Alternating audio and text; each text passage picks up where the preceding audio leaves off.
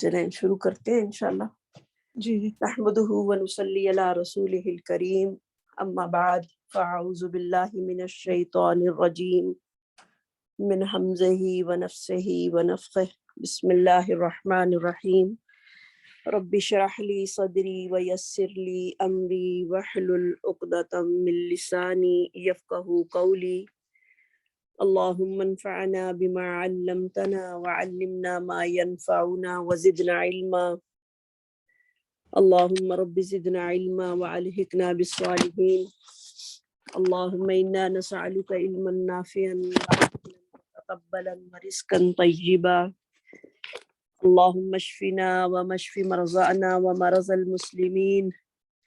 اذهب الباس رب الناس واشفي أنت الشافي لا شفاءك شفاء لا يغادر سقما. ربنا هب لنا من ازواجنا وذرياتنا قرة اعين وجعلنا للمتقين اماما. اللهم لك الحمد كله ولك الشكر كله واليك يرجع الامر كله سره وعلانيته. اللهم لك الحمد أنت هديتنا ورزقتنا وخلقتنا وفرجت عنا ومن كل شيء ما سألناك ربنا أعطيتنا. رب يسر ولا تعسر وتمم بالخير. ربنا آتنا في الدنيا حسنة وفي الآخرة حسنة وقنا عذاب النار. اللهم يا مقلب القلوب ثبت قلوبنا على دينك وإلى طاعتك. اللهم يا مصرف القلوب صرف قلوبنا على طاعتك. آمین. ربنا لا تزغ قلوبنا بعد إذ هديتنا وهب لنا من لدنك رحمة إنك أنت الوهاب. آمین. اللهم يا قاضي الحاجات اقض حاجاتنا وكل حاجات المسلمين والمسلمات. اللهم ثبتنا عند الموت بكلمة لا إله إلا الله. اللهم إنا نعوذ بك من زوال نعمتك وتحول عافيتك وفجاعة نقمتك وجميع سخطك يا أرحم الراحمين. اللهم رب ارحمهما كما ربياني صغيرا. رب ارحمهما كما ربياني صغيرا. اللهم اغفر للمؤمنين والمؤمنات والمسلمين والمسلمات منهم أحياء والأموات إنك سميع قريب مجيب الدعوات. ربنا آتنا في الدنيا حسنة وفي الآخرة حسنة وقنا عذاب النار. انشاءاللہ آج ہمارا لیسن ہوگا آیت نمبر 168 سے 176 تک. آیت نمبر 168 سے 176 تک، یعنی 168 سے لے کر 176 تک. لفظی ترجمہ: یا ایہا الناس، اے لوگو، کلو، تم سب کھاؤ، مما، اس چیز سے، جو فی الارض، زمین میں ہے، حلالن، حلال، طیباً، پاکیزہ، ولا، اور مت، تتبعو، تم سب پیروی کرو، خطوات الشیطان، شیطان کے قدموں کی. انہو، بے شک وہ، لکم، تمہارے لیے، عدو، دشمن ہے، مبین، کھلم کھلا. انما، بے شک، یامرکم، وہ تمہیں حکم دیتا ہے، بالسوء، برائی کا، والفحشاء، اور بے حیائی کا، وان تقولوا، اور یہ کہ تم سب کہو، علی اللہ، اللہ پر، مالا، وہ باتیں، جو نہیں، تعلمون، تم سب علم رکھتے. وَإِذَا اور جب قِیلَ لَهُمْ کہا جاتا ہے ان کے لیے متبعو پیروی کرو ما انزل اللہ اس کی جو نازل کی اللہ نے قالو تو وہ سب کہتے ہیں بلکہ نتبعو ہم پیروی کریں گے ما اس کی الفینا جو ہم نے پایا علیہ اس پر آباءنا اپنے آباء و اجداد کو اولو حالانکہ کیا اگرچہ ہوں کانا آباؤہم ان کے آباء و اجداد لا یعقلون شیئا نہ وہ سمجھتے ہوں کچھ ولا یہتدون اور نہ وہ سب سیدھے راستے پر ہوں وَمَثَلُ الَّذِينَ اور مثال ان کی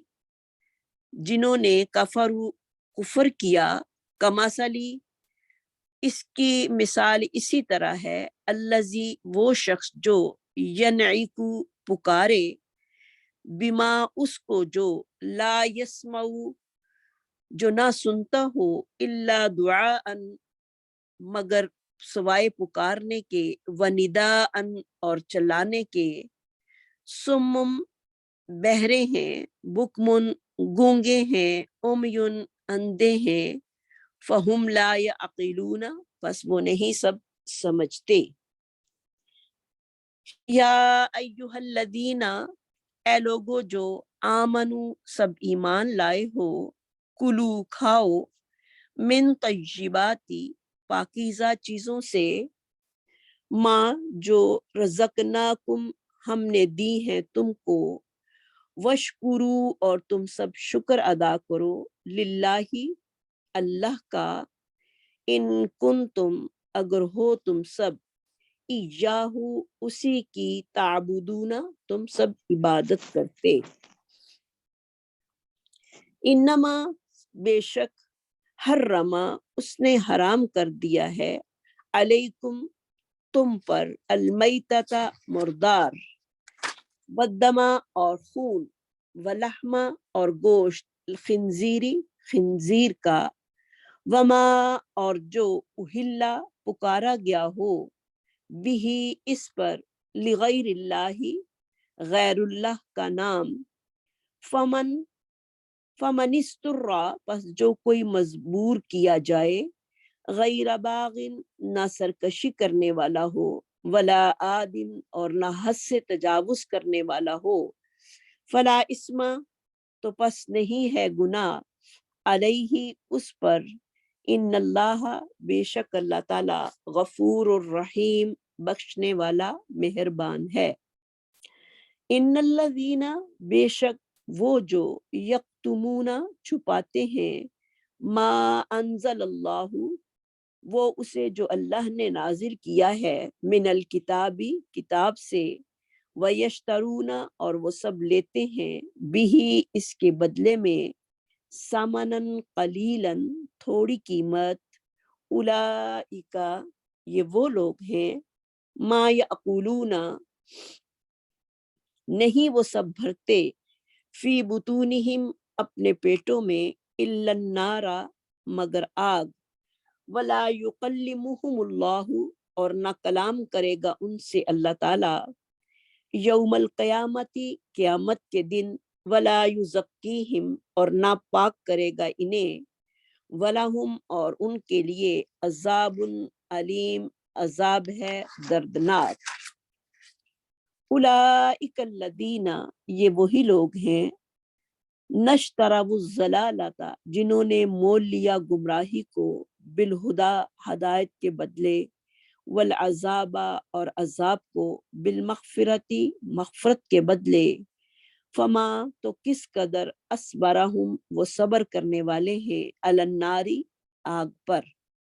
ذالک یہ بأن اللہ اس وجہ سے ہے کہ بے شک اللہ نے نزل الکتاب نازل کی کتاب بالحق کی حق کے ساتھ وَإِنَّ الَّذِينَ اور بے شک وہ لوگ جنہوں نے اختلاف کیا فی الکتابی کتاب میں لفی یقیناً شکاکم بعید، وہ جا پہنچے ہیں بدبختی میں بہت دور۔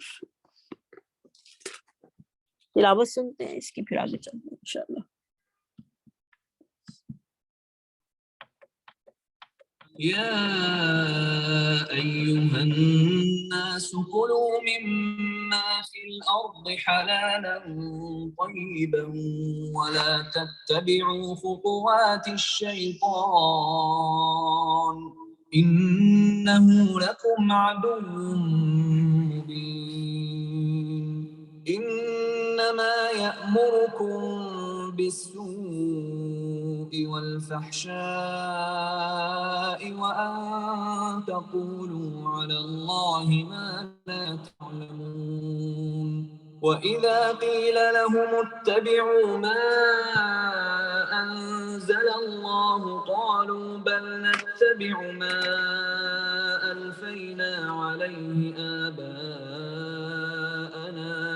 أولو كان آباؤهم لا يعقلون شيئا ولا يهتدون ومثل الذين كفروا كمثل الذي ينعق بما لا يسمع إلا دعاء ونداء صم بكم عمي فهم لا يعقلون يا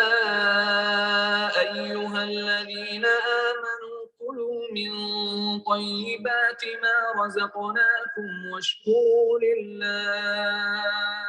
واشكروا لله إن كنتم إياه تعبدون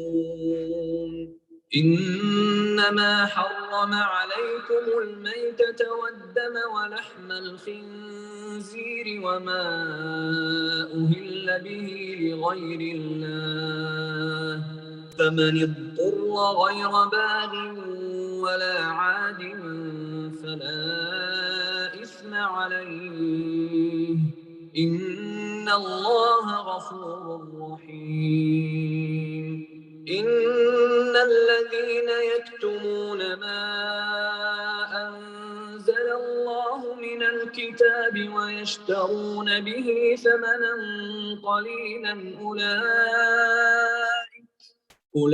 أولئك ما يأكلون في بطونهم إلا النار ولا يكلمهم الله يوم القيامة ولا يزكيهم ولهم عذاب أليم أولئك الذين اشتروا الضلالة بالهدى والعذاب بالمغفرة فما أصبرهم على النار ذلك بأن الله نزل الكتاب بالحق وإن الذين اختلفوا في الكتاب لفي شقاق بعيد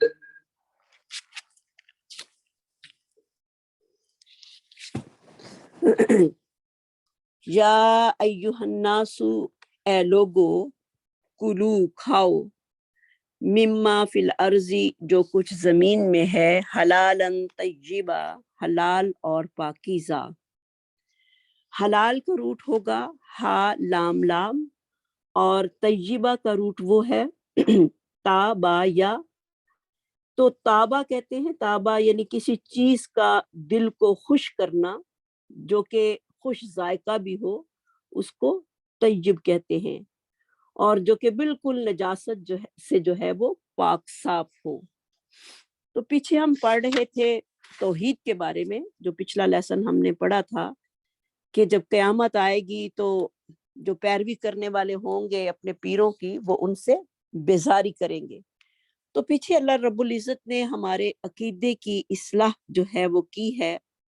اور یہاں پر اللہ رب العزت ہمیں بتا رہے ہیں کہ جس طرح اللہ رب العزت ہمارے عقیدے کی پاکیزگی چاہتے ہیں، اور اسی طرح کیونکہ عقیدے کی پاکیزگی جو ہے وہ ایک روحانی غذا ہے، اور اسی طرح اللہ رب العزت ہمارے جسم کی نشو و نما کی پاکیزگی کے لیے بھی حلال اور طیب چیزوں کا ہونا جو ہے وہ ضروری قرار دے رہے ہیں، کیونکہ عبادت کا تعلق جو ہے وہ حلال کھانے سے اور حلال روزی کے ساتھ جو ہے وہ گہرا ہے، یہ لازم اور ملزوم چیزیں ہیں، کیونکہ جس طرح گندگی کا ایک چھینٹا بھی انسان کو ناپاک کر دیتا ہے، اسی طرح پاکیزہ کھانا جو ہے وہ انسان کو پاک صاف رکھتا ہے، اور ناپاک کھانا جو ہے وہ انسان کے جسم کو اور انسان کے اعمال کو جو ہے وہ ناپاک کر دیتا ہے۔ تو یا ایہا الناس، اے لوگو، کلو کھاؤ، مما فی الارض، جو کچھ زمین میں ہے، حلالا طیبا، حلال اور پاکیزہ، یعنی ایسی چیزیں کھانے کا ہمیں اللہ تعالیٰ رب العزت حکم دے رہے ہیں، یعنی یہاں پر مومنوں سے اللہ تعالیٰ جو ہیں وہ مخاطب ہے کہ ہر وہ چیز استعمال کرو اور کھاؤ جو کہ اللہ تعالیٰ نے تمہارے لیے حلال اور پاکیزہ بنائی ہے، کیونکہ حرام چیز کا استعمال جو ہے وہ انسان کے اندر فساد پیدا کر دیتا ہے، اور اللہ تعالیٰ اس معاشرے میں جو ہے وہ فساد کو پسند نہیں کرتے۔ تو کیونکہ حلال طیب اور عقل حلال جو ہے وہ بہت ہی ضروری ہے ہر انسان کے لیے، جیسے کہ میں نے ابھی بتایا کہ اس کا تعلق جو ہے وہ عبادت کے ساتھ بہت زیادہ ہے، جیسے کہ عبداللہ بن عباس بیان کرتے ہیں کہ نبی صلی اللہ علیہ وسلم کے سامنے جس وقت یہ آیت آئی، یا ایہا الناس کلوا مما فی الارض حلالا طیبا، تو سیدنا سعد بن وقاص نے عرض کی کہ اللہ کے رسول صلی اللہ علیہ وسلم، اللہ سے دعا کریں کہ اللہ تعالیٰ مجھے مستجاب الدعوات بنا دے، یعنی میری دعائیں جو ہیں وہ قبول ہونے لگ جائیں۔ تو آپ نے فرمایا، اے سعد، اپنے کھانے کو حرام سے پاک کر تو مستجاب الدعوات ہو جائے گا، یعنی تیری دعائیں جو ہیں وہ قبول ہونی شروع ہو جائیں گی۔ مجھے اس ذات کی قسم ہے جس کے ہاتھ میں محمد صلی اللہ علیہ وسلم کی جان ہے، جب بندہ کوئی اپنے پیٹ میں حرام کا ایک لقمہ ڈالتا ہے تو 40 دن تک اس کی کوئی عبادت جو ہے وہ قبول نہیں ہوتی۔ جس آدمی نے پرورش حرام اور سود کے مال سے ہوئی ہو، یعنی جس آدمی نے اپنی پرورش حرام اور سود کے مال سے کی ہو، وہ آگ کا زیادہ حقدار ہے۔ اب ہم دیکھتے ہیں کہ حلال چیزیں ہیں کیا، کن چیزوں کا اللہ رب العزت جو ہے وہ ہمیں کھانے کا حکم دے رہے ہیں۔ حلال کیا ہے، حلال کس کو کہتے ہیں؟ حلال کا جو معنی ہوتا ہے، اس کا جو معنی ہے وہ کیا ہے؟ کسی چیز گرا کو کھولنا، حلال کہتے ہیں گرا کھولنے کو، یعنی کسی چیز کے کھانے کی انسان کو اجازت دی جائے، یعنی اس کی گرا کھول کر انسان سے پابندی کو اٹھا لیا جائے، یہ چیزیں جو ہیں وہ حلال ہیں۔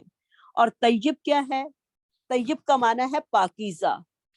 جس میں کسی چیز کا حلال ہونا اور اس کی طرف سے طبی طور پر مائل بھی ہونا جو ہے وہ داخل ہوتا ہے، یعنی انسان کو پسند بھی ہو اور وہ جسم کے لیے فائدے مند بھی ہو۔ تو دیکھیں آج ہم حرام کا پیسہ جیبوں میں ڈال کر حلال کی دکانیں جو ہیں وہ ڈھونڈتے ہیں، تو صرف حلال میں جو ہے وہ ہم گوشت ہی کو حلال نہ دیکھیں، بلکہ بہت ساری چیزیں ایسی ہیں جو اللہ کی حرام کردہ ہیں، جن پر ہماری نظر نہیں جاتی، اور ہم صرف کھانے میں جو ہے وہ گوشت کی طرف جو ہے وہ زیادہ توجہ کرتے ہیں کہ گوشت جو ہے وہ خاص طور پہ ہمارے بیرون ملکوں میں جو ہے وہ اس چیز کی طرف جو ہے وہ زیادہ توجہ دی جاتی ہے۔ تو حرام میں جو ہے اور بھی بہت ساری چیزیں جو ہیں وہ داخل ہیں، جن کے سے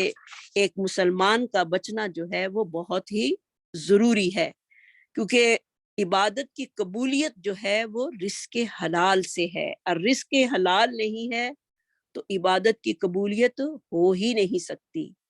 آگے اللہ رب العزت فرما رہے ہیں وَلَا تَتَّبِعُوا، اور نہ تم پیروی کرو، تابعین اس کا روٹ ہوگا، خطوات الشیطان، شیطان کے قدموں کی۔ خطوات جو ہے وہ جمع ہے خط کی، جو کہ دو قدموں کے درمیان جو ہے وہ فاصلہ ہے، تو مراد اس سے جو ہے وہ فاصلہ ہے۔ خاتاباؤ اس کا روٹ ہوگا کہ تم شیطان کے قدموں کی پیروی نہ کرو۔ کیوں نہ کرو؟ کیونکہ وہ کیا کرتا ہے؟ انہو لکم عدو مبین، بے شک وہ تمہارے لیے کھلم کھلا دشمن ہے۔ تم نے شیطان کی راستوں پر جو ہے وہ نہیں چلنا، کیونکہ وہ لوگوں کے لیے جو حرام چیزیں ہیں ان کو مزین کر کے جو ہے وہ پیش کرتا ہے، اور ان چیزوں کا اختیار کرنا جو ہے وہ حرام ہے۔ اللہ رب العزت نے ہمیں اس سے بچنے کا حکم دیا ہے،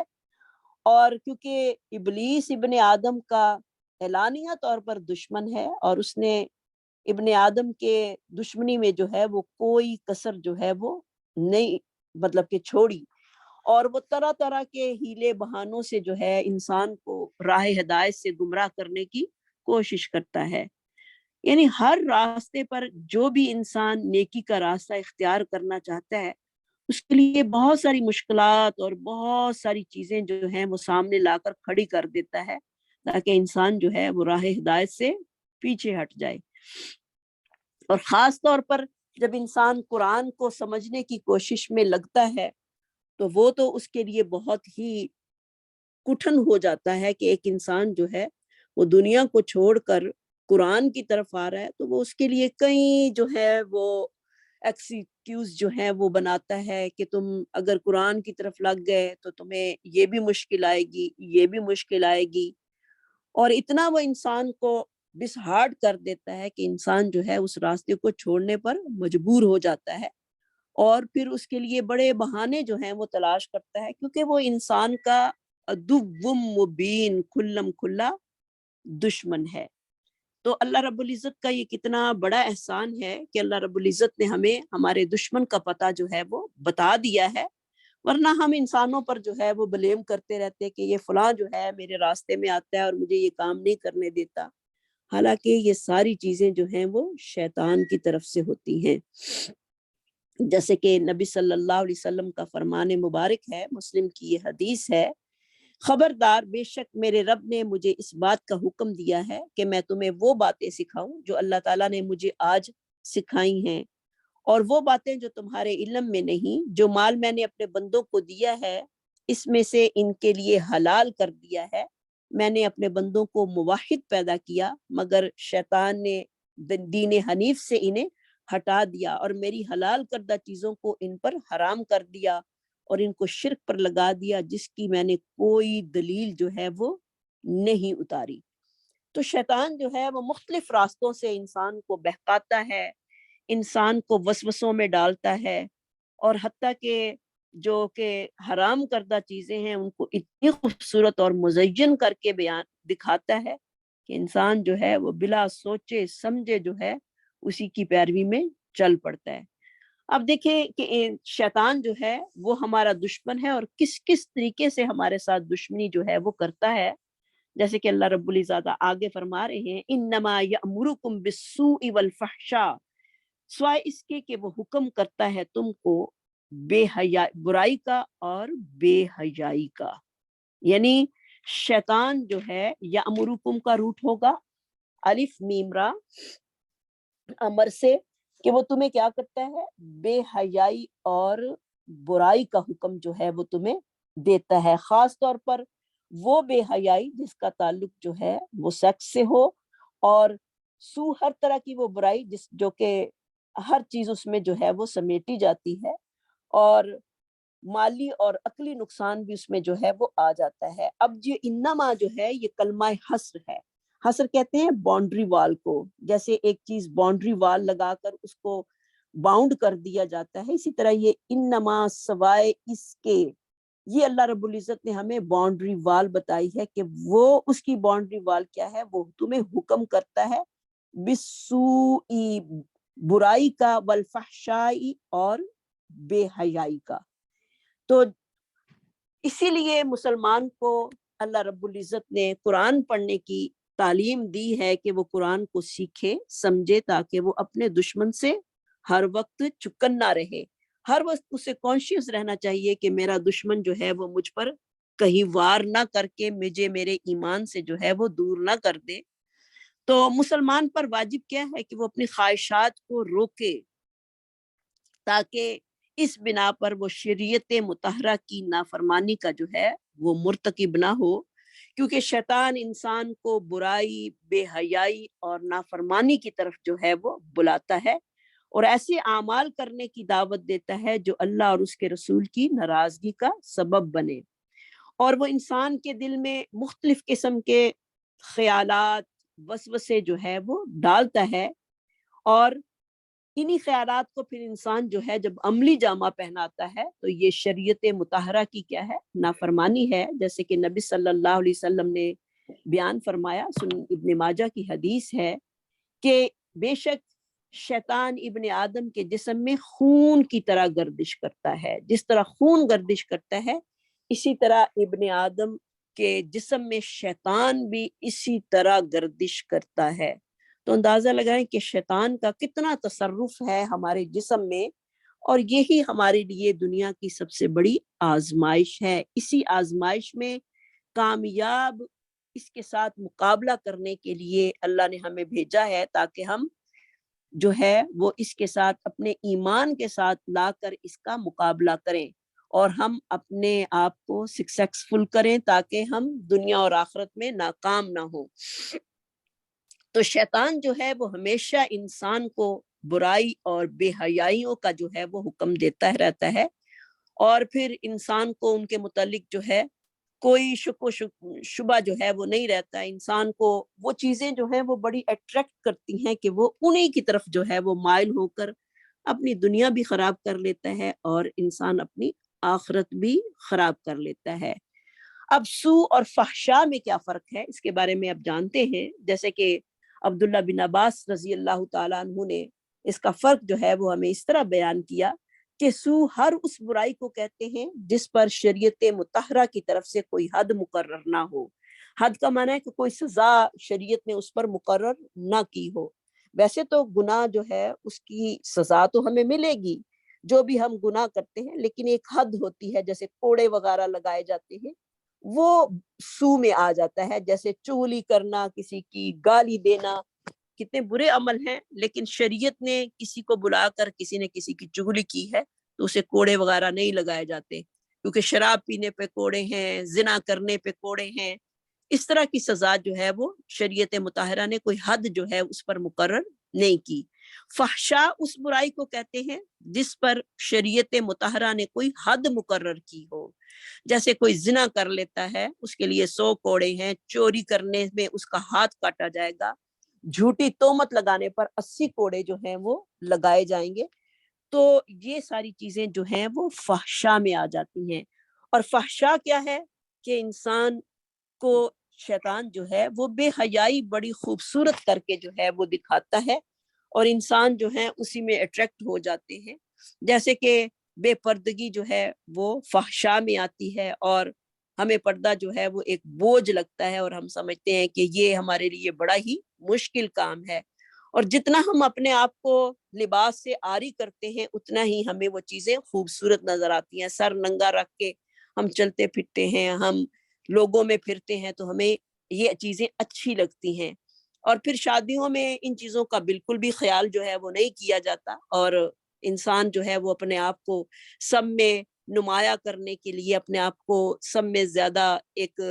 کرنے کے لیے، اپنی شخصیت کو دوبالا کرنے کے لیے کیا کیا قسم کے جو ہیں وہ فیشن کرتا ہے، جو کہ شریعت مطہرہ نے جس کی ہمیں اجازت نہیں دی ہوتی۔ لیکن انسان جو ہے وہ شیطان کے جب پھندے میں چڑھ جاتا ہے تو وہ سارے وہ کام کر گزرتا ہے جو کہ شیطان اس کو حکم دیتا ہے، اور وہ اس چیز میں بڑا خوش ہوتا ہے، اور انسان اپنے آپ کو یہ کہہ کر مطمئن کر لیتا ہے کہ یہ شادی کا موقع ہے یا خوشی کا موقع ہے، اس میں تو یہ چیزیں جو ہیں کوئی بات نہیں، بعد میں اللہ سے معافی مانگ لیں گے۔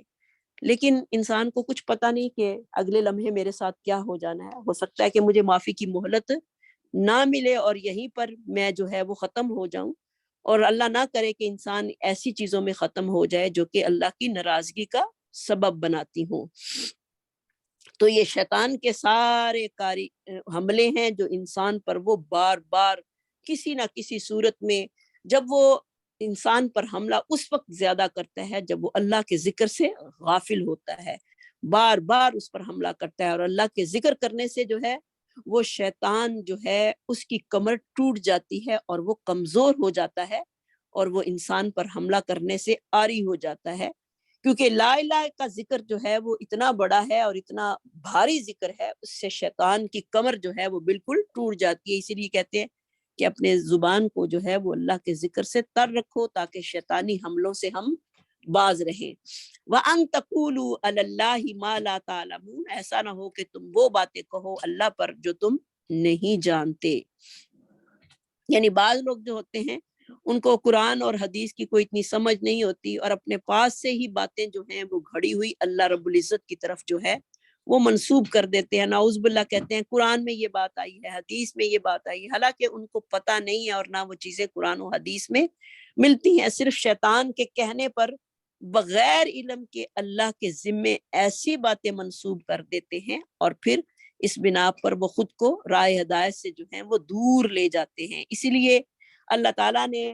گمراہی کے جو لوگوں کے لیے گمراہی کا سبب بنتے ہیں، خود بھی گمراہ ہوتے ہیں اور دوسروں کو بھی گمراہ کرتے ہیں، اس لیے اللہ تعالیٰ نے فرمایا ما لا تعلمون، کہ ایسا نہ ہو کہ تم وہ باتیں کہو اللہ پر جو تم نہیں جانتے، کیونکہ انسان بغیر تحقیق کے، بغیر کسی اس کے پڑھے لکھے یا اس کو جب تک کہ پورا علم یقین نہ ہو جائے اللہ کی طرف کوئی بات منسوب کر ہی نہیں سکتے۔ اور بعض ہم جہالت کی بنا پر جو ہے ہمیں پتہ کچھ نہیں ہوتا اور ہم وہ باتیں جو ہیں وہ قرآن سے بنا لیتے ہیں، حدیث سے بنا لیتے ہیں،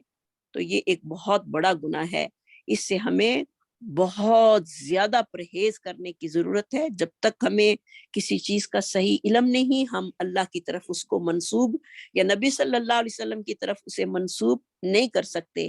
کیونکہ یہ ایک بہت بڑا الزام ہوگا، اور ہم کیا اس قابل ہیں اس چیز کے؟ نہیں، ہم بالکل بھی قابل نہیں ہیں۔ ہمیں ہر چیز کو پرکھنے کی، ہر چیز کو ہمیں دیکھنے کی جو ہے وہ ضرورت ہے، اور یہ تمام علم جو ہے وہ ہمیں کہاں سے ملے گا؟ ہمیں جب تک ہم قرآن و حدیث کی تعلیم کو حاصل نہیں کریں گے، اس وقت تک ہم کوئی بات جو ہے وہ اتھینٹک کر ہی نہیں سکتے۔ اس لیے اتھینٹک بات کرنے کے لیے ہمیں قرآن و سنت سے علم حاصل کرنا بہت ہی ضروری ہے۔ وَإِذَا قِيلَ لَهُمْ، اور جب کہا جاتا ہے ان کے لیے متبعو، پیروی کرو، جب لوگوں سے یہ بات کہی جاتی ہے کہ پیروی کرو ما انزل اللہ، اس چیز کی جو اللہ نے نازل کی ہے، یعنی اللہ نے قرآن نازل کیا ہے، اللہ نے حدیث نازل کی ہے، اس چیز کی تم پیروی کرو۔ تبعو کا روٹ وہی ہوگا تابعین۔ تو لوگ کیا کہتے ہیں؟ قالو، وہ کہتے ہیں بل نتبعو، بلکہ ہم نے پیروی کی یا ہم پیروی کرتے ہیں ما الفینا، جس پر پایا ہم نے۔ الفینا کا روٹ ہوگا لام فا واو، ہم نے پایا اس پر جس پر ہم نے اپنے آباء و اجداد کو۔ تو نعوذ باللہ من ذالک، یہ کتنی بڑی بات ہے۔ اس کا شان نزول کچھ اس طرح ہے اس آیت کا، جیسے کہ عبداللہ بن عباس بیان کرتے ہیں کہ نبی صلی اللہ علیہ وسلم نے یہودیوں کو جو تھی وہ اسلام کی دعوت دی، تو رافع بن خارجہ اور مالک بن عوف نے کہا ہم تو اس پر عمل کریں گے جس پر ہم نے اپنے آباء و اجداد کو پایا، وہ ہم سے بہتر تھے اور ہم سے زیادہ علم رکھتے تھے۔ تو اللہ رب العزت نے یہ آیت جو تھی وہ نازل کی۔ آج ہمارا بھی حال یہی ہے نا کہ جب ہمیں قرآن و حدیث کی کوئی بات بتاتا ہے، کوئی دعوت دیتا ہے، تو ہم کہتے ہیں لو ہمارے بڑوں نے تو ساری زندگی یہی باتیں کی تھی، تو اب ہم چھوڑ دیں ان کو، کیونکہ ہمارے بڑے جو تھے وہ تو بڑے عقل مند اور بڑے سیانے تھے، اور ہم تو ان کی بات کو جو ہے وہ پس پشت ڈال نہیں سکتے۔ تو یہ بھی ایک بہت بڑا ایک شیطان کا جو ہے وہ حربہ ہے، جو انسان کو وہ سکھاتا ہے کہ تم ان چیزوں کی پیروی کرو جو تمہارے آباء و اجداد کرتے چلے گئے۔ وَإِذَا قِيلَ لَهُمْ، اور جب کہا جاتا ہے ان سے ما انزل اللہ، متبعو، پیروی کرو اس چیز کی جو اللہ نے نازل کی، قالو، کہتے ہیں بل نتبعو، تو وہ کہتے ہیں کہ ہم تو اس راستے کی پیروی کریں گے ما الفینا علیہ آباءنا، جس پر پایا ہم نے اپنے آباء و اجداد کو۔ ہم تو وہ دین اختیار کریں گے، ہم وہ طریقے اختیار کریں گے اپنی شادیوں میں اور اپنی غمیوں میں جس پر ہم نے اپنے آباء و اجداد کو پایا تھا، لہٰذا ہم نیا دین جو ہے وہ نہیں سیکھنا چاہتے۔ اللہ رب العزت آگے ان کی بات کا کیا جواب دے رہے ہیں؟ اولو کان آباؤہم، اگرچہ تھے ان کی آباء و اجداد لا یعقلون شیئا نہیں وہ عقل رکھتے تھے کچھ بھی، ولا یہتدون اور نہ تھے وہ ہدایت یافتہ،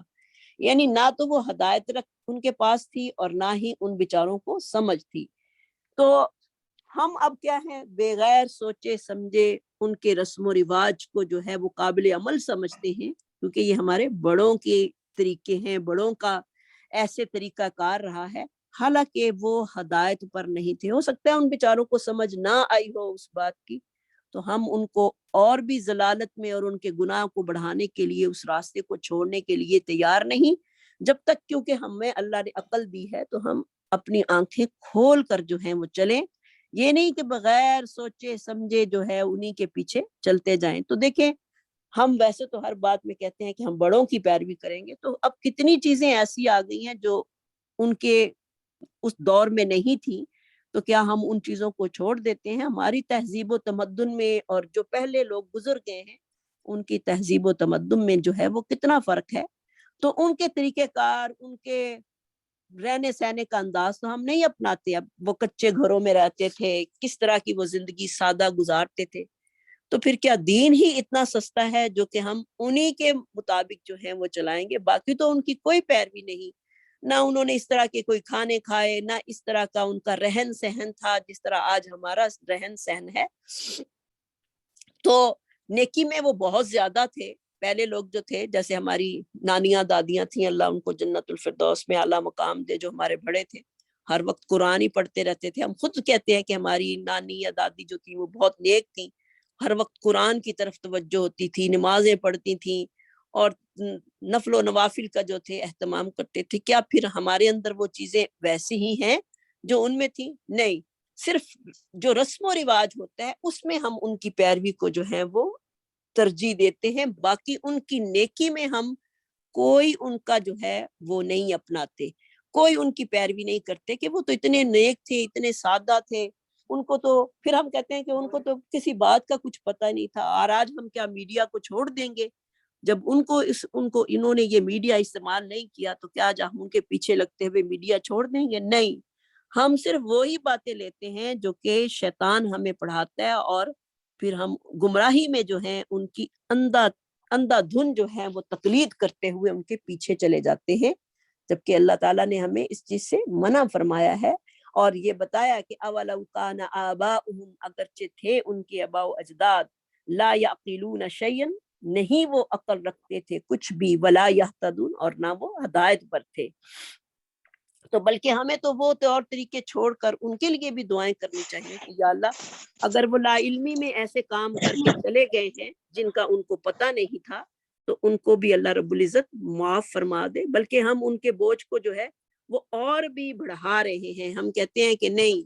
جو کچھ بھی ہے ہم بھی وہی کریں گے۔ اب تقلید کیا ہے؟ یعنی کسی کے قول کو قابل عمل سمجھنا جس میں شک یا وہم کا احتمال ہو، تقلید کہلاتا ہے، یعنی بغیر دلیل کے کسی کے قول کو قابل عمل سمجھنا جس میں شک یا وہم کا احتمال ہو،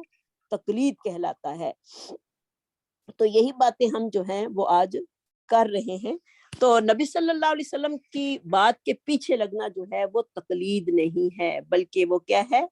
وہ اللہ رب العزت کے رسول کی پیروی ہے، اتباع ہے، اس کو ہم تقلید کا نام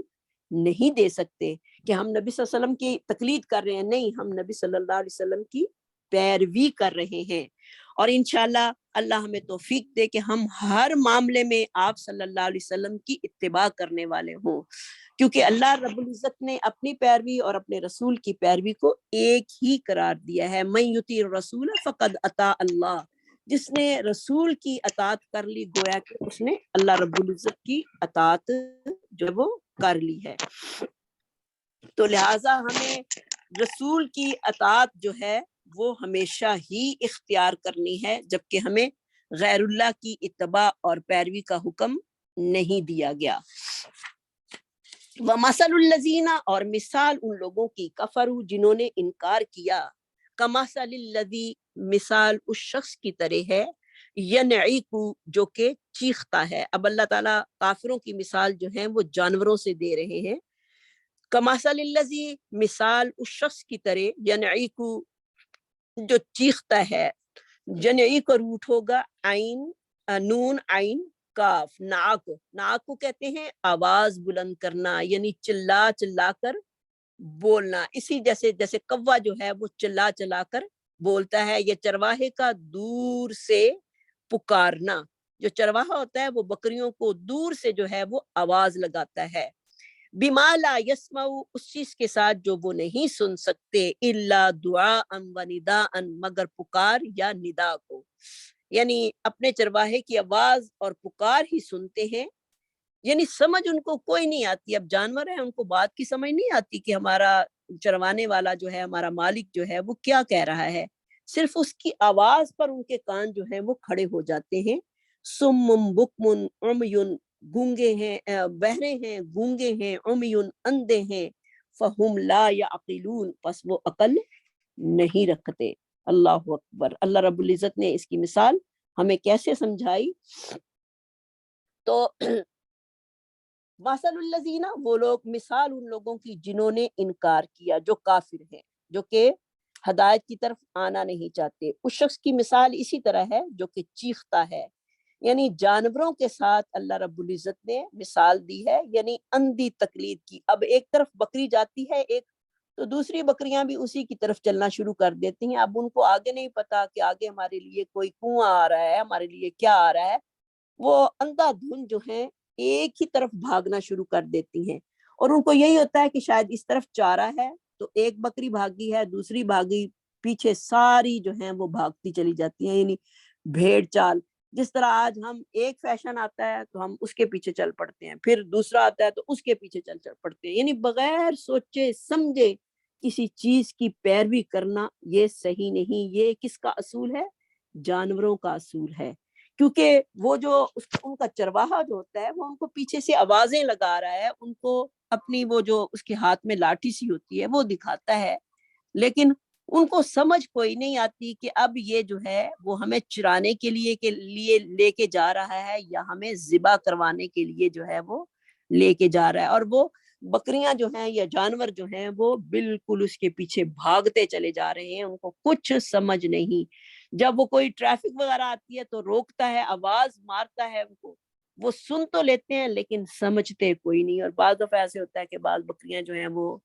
ट्रैफिक के नीचे आकर जो है वो खत्म हो जाती हैं, क्योंकि उनको समझ नहीं आती। तो अल्लाह ताला काफिरों की मिसाल इसी तरह दे रहा है। अल्लाह हमें उन लोगों में से ना करे जिनको कोई समझ बूझ नहीं है।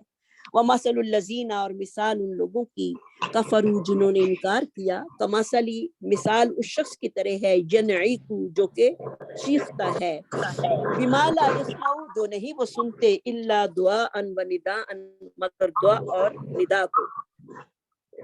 दुआ और निदा को सुनते हैं, और सुम्मुन बुकमुन, गूंगे और बहरे हैं, उमयुन अंधे हैं, फहुम ला याकिलून, वो समझते नहीं हैं। तो लिहाजा इंसान को जो दीन के बारे में पैरवी करनी है किसी की, तो वो समझ के करे, उसको दीन को समझे। और दीन की समझ कहाँ से मिलेगी? वो हमें कुरान और सुन्नत के अलावा कहीं से भी नहीं मिल सकती। हम बगैर सोचे समझे जो है वो किसी के पीछे नहीं लग सकते। यही तकलीद है। हमें तकलीद नहीं करनी, बल्कि हमें जानवरों की तरह एक दूसरे के पीछे नहीं भागना, बल्कि हमें, अल्लाह ने हमें बसारत दी है, हमें समात दी है, अल्लाह ने हमें बोलने की ताकत दी है। सुभान अल्लाह, कितनी बड़ी बड़ी नेमतें दी हैं। इनको हमने अपने काम में लाना है और इनका अल्लाह के आगे शुक्र अदा करना है। और शुक्र हमारा तब ही होगा जब हम इनको अल्लाह के मुताबिक जो है वो इस्तेमाल करेंगे। क्योंकि जानवर जो हैं वो सिर्फ आवाज तो सुनते हैं लेकिन हकीकत का इदराक नहीं पा सकते। तो अल्लाह रब्बुल इज्जत ने शरीयत की इत्तबार ना करने वालों की मिसाल जो है वो इन जानवरों जैसी दी है, जो कि आवाज तो सुन लेते हैं लेकिन उनको हकीकत का कुछ भी पता नहीं है। तो इसलिए जो भी काम करने लगे उसकी तहकीक करें पहले। कोई भी आपको बताए, ये नहीं कि आपको जो है वो कोई ऑथेंटिक मौलवी बता रहा है तो आप फौरन उसके पीछे लग जाएं कि इसका इल्म जो है वो बड़ा ऑथेंटिक है। नहीं, आप खुद उसकी जो है वो जरूर सर्च करें। आजकल तो गूगल में जो डालें वो आपको मिल जाएगा। तो लिहाजा جو ہے ہمیں اس کے بغیر نہیں چلنا، اور خود بھی قرآن و حدیث کو جو ہے وہ پڑھنا ہے، تاکہ ہمیں ہمارا ایمان اور ہمارا دین جو ہے وہ صحیح رہے، اور ہم اللہ رب العزت کو کی جو عبادت کریں وہ صحیح طریقے پر رہ کر کریں، تاکہ جو کریں وہ اللہ کے ہاں قابل قبول بھی ہو جائے۔ یہ نہ ہو کہ ہم تھکتے رہیں عبادت میں، لیکن وہ عبادت قیامت والے دن ہمارے منہ پر مار دی جائے کہ یہ قرآن و سنت کے مطابق عبادت تھی ہی نہیں، اور پھر ہمارے پاس اس وقت دوبارہ عبادت کا کوئی موقع جو ہے وہ نہیں رہے گا۔ یا ایھا الذین آمنو، اے لوگو جو ایمان لائے ہو، پھر اللہ رب العزت ہمیں کھانے کا کہہ رہے ہیں، کلو کھاؤ من طیبات، پاکیزہ میں سے، ما رزقناکم، جو ہم نے تمہیں رزق دیا ہے، واشکروا للہ، اور اللہ کا شکر ادا کرو، ان کنتم، اگر ہو تم، ایاہ تعبدون، اسی کی عبادت کرتے، خاص اسی کی عبادت کرتے ہو۔ کیونکہ کھانا پینا جو ہے یہ انسان کا ایک لازمی جز ہے، اور آپ کو سب کو پتہ ہے کہ جیسے کہ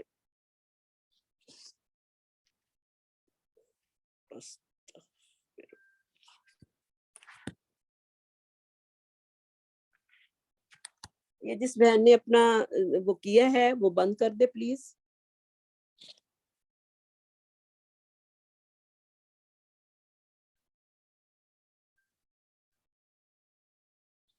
جس سسٹر نے اپنا یہ کیمرہ کھولا ہے پلیز وہ اپنا کیمرہ بند کر دے۔ فہمیدہ باجی آپ کا کیمرہ کھلا ہوا ہے۔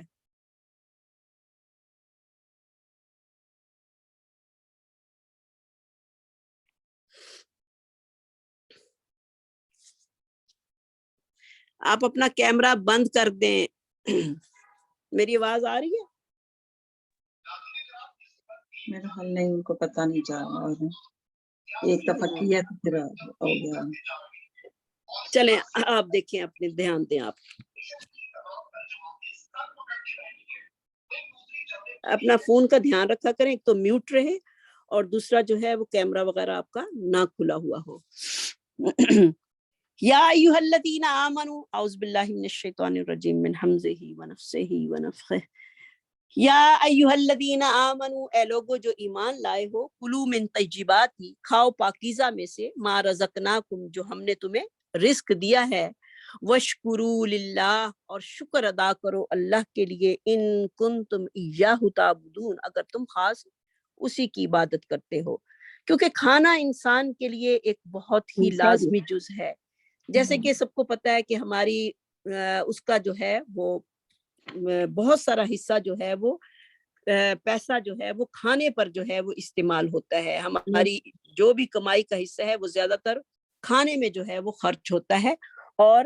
کھانا جو ہے وہ سب کے لیے ضروری ہے، کیونکہ انسان کی جب تک صحت نہیں ہوگی اس وقت تک وہ اللہ رب العزت کی عبادت بھی صحیح نہیں کر سکتا۔ تو لہٰذا کھانا جو ہے وہ انسان کی ایک ضرورت ہے۔ تو کھانا کیا ہے؟ اللہ رب العزت کہہ رہے ہیں طیبات میں سے کھاؤ، تمہیں طیب چیزیں جو ہیں وہ کھانی چاہیے، ناپاک اور گندی چیزیں جو ہیں وہ نہیں کھانی چاہیے، سڑی بچی ہوئی چیزیں یا خراب ہونے والی چیزیں جو ہیں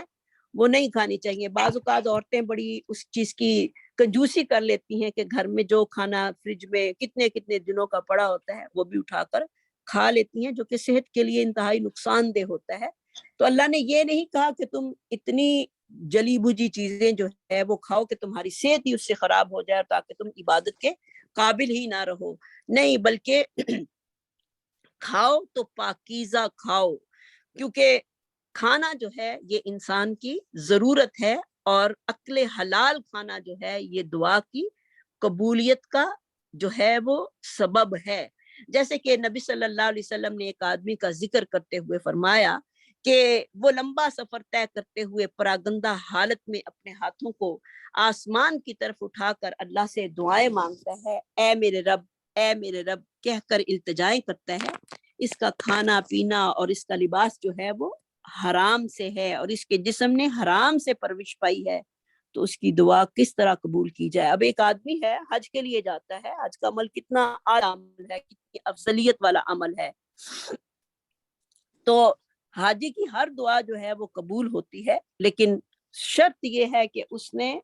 حلال رزق سے جو ہے وہ سارے کام کیے ہوں. یہ نہ ہو کہ حرام کا پیسہ ہے اور حج اور عمرے پہ چلا گیا تو اللہ تعالیٰ، اب انسان جو ہے وہ سفر میں کتنا پراگندہ ہو جاتا ہے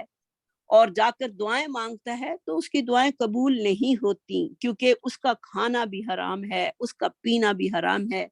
اور جو جسم نے اس کی حرام مال سے پرورش پائی ہے وہ بھی بالکل حرام ہے. تو اس کی دعا جو ہے وہ کہاں سے قبول کی جائے، کیونکہ دعا کی قبولیت کی شرط جو ہے وہ رزق حلال ہے. تو اس لیے ہم سب کو بھی اپنے شوہروں کو یہ کہنا چاہیے کہ ہمیں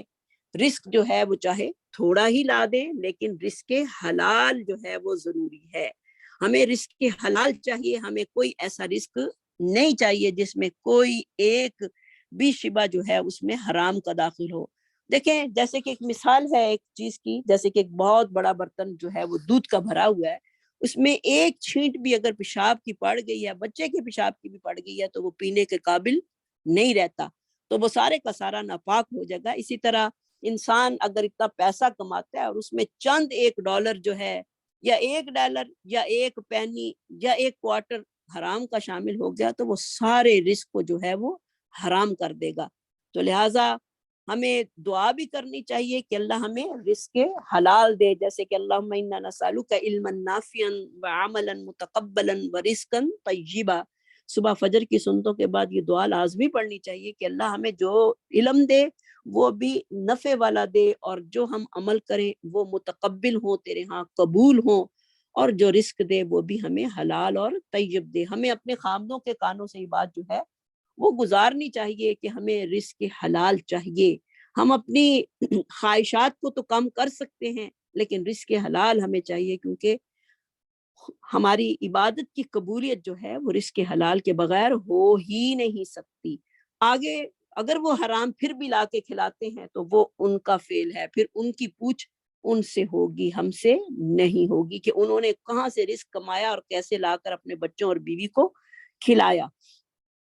بہرحال ہمیں ان کو بھی سمجھانا چاہیے، اللہ ہم سب کو سمجھ دے کہ اللہ ہمیں رزق حلال میں برکت نصیب فرما دے. یا اللہ حرام کی روزی سے ہم سب کو بچا لے. یا اللہ ہماری عبادتوں کو قبول فرما لے، ہماری نمازوں کو، ہماری دعاؤں کو اللہ تو قبول و منظور فرما، اور ہمیں رزق حرام سے جو ہے وہ بہت دور کر دے، اور رزق حرام کا ایک لقمہ بھی ہمارے رزق میں جو ہے وہ شامل نہ ہو.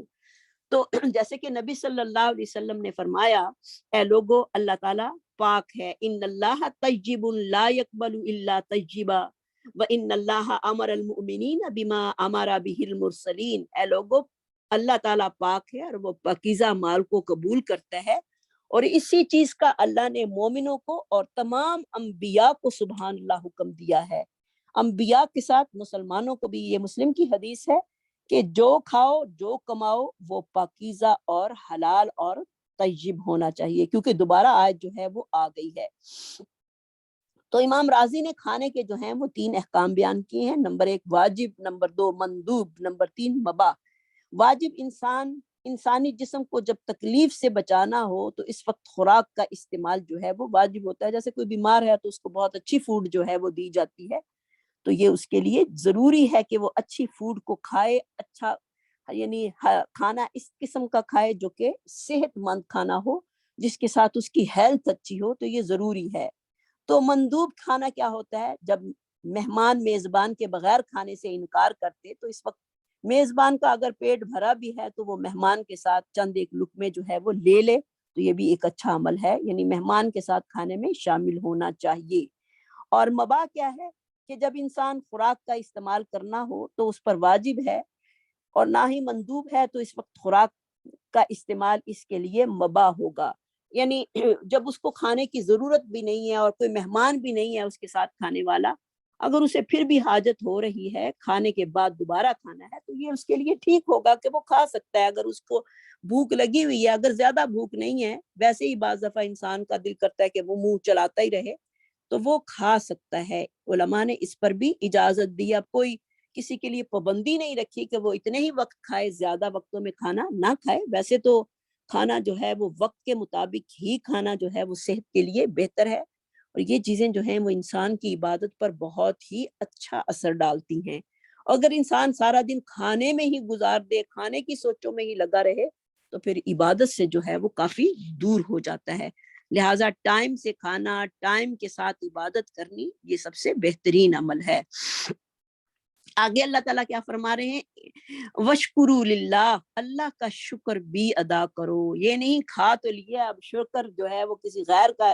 کرنا ہے، نہیں۔ وَشْكُرُوا لِلَّهِ إِن كُنتُمْ إِيَّاهُ تَعْبُدُونَ، اللہ کا شکر ادا کرو اگر تم خاص اسی کی عبادت کرتے ہو، کیونکہ اللہ نے تمہیں نعمتیں دی ہیں اور تم نے اس سے فائدہ اٹھایا ہے، اور فائدہ حاصل کر کے اللہ کا شکر بجا لاؤ۔ جیسے کہ ایک حدیث میں آتا ہے کہ ایک انسان نے پانی پیا اور اس نے دل کی گہرائیوں سے الحمدللہ پڑھا تو اللہ تعالیٰ نے اس کو معاف کر دیا۔ سبحان اللہ۔ تو انسان جب بھی کچھ کھائے، کچھ پیے، اللہ کا شکر ادا کرے، بسم اللہ پڑھ کے کھائے، اور پھر کھانے کے بعد اللہ کی تعریف کرے، اللہ کا شکر ادا کرے۔ اللہ کا شکر جو ہے وہ کئی طریقوں سے ادا ہو سکتا ہے۔ انسان کو کھانے کی بات کی جو ہے وہ دعائیں یاد ہونی چاہیے۔ ایک دعا بہت ہی پیاری ہے، انشاءاللہ میں آپ کو اس میں گروپ میں ڈال دوں گی۔ تو وہ دعا اتنی پیاری ہے، اللہم اطعمتا و اسقیتا و اغنیتا و اقنیتا و حدیتا و احییتا فلک الحمد علی ما آتیتا۔ بہت ہی پیاری کھانے کی بات کی دعا ہے، بڑی ہی میرے دل کو لگی اور میں نے اس دعا کو یاد کیا۔ پہلے میں نے اس کو فریج پہ لکھ کر لگا لیا، پھر بار بار اس کو دیکھا اور پڑھا تو الحمدللہ جب بہت جلد جو تھی وہ دعا یاد ہو گئی۔ الفاظ ہی ہیں کہ اللہ تو نے کھلایا، تو نے پلایا،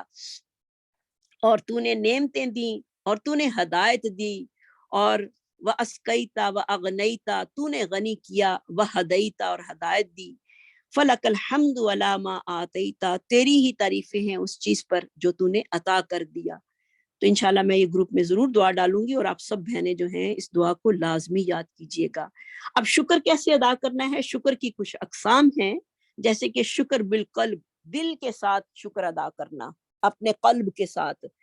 دل کے ساتھ اللہ کی عطا کردہ نعمتوں سے فائدہ حاصل کر کے انسان دل میں اس بات کا پختہ یقین رکھے کہ جو کچھ ملا ہے وہ میرے اللہ کا فضل و کرم ہے۔ ہم اپنے شوہروں کا فضل و کرم نہ سمجھیں کہ ہمارے شوہر اتنی محنت کر کے کما کے لاتے ہیں تو ہم کھا رہے ہیں، نہیں، حقیقت میں کیا ہے؟ اللہ کا فضل و کرم ہے۔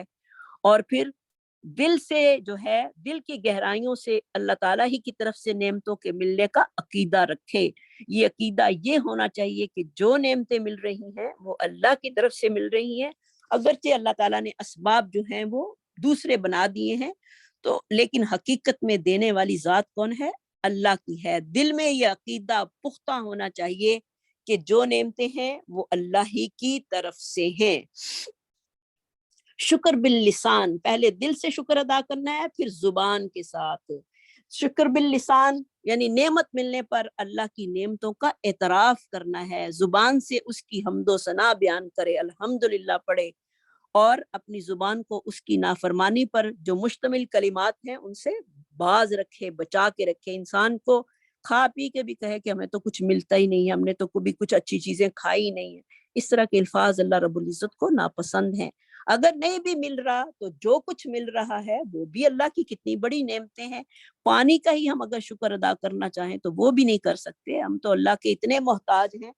کہ ایک ایک نعمت جو اللہ نے ہمیں اتنی بڑی، اتنی قیمتی، ہمارے جسم کی جو نعمتیں ہیں وہ کتنی قیمتی ہیں، ہاتھ ہیں، آنکھیں ہیں،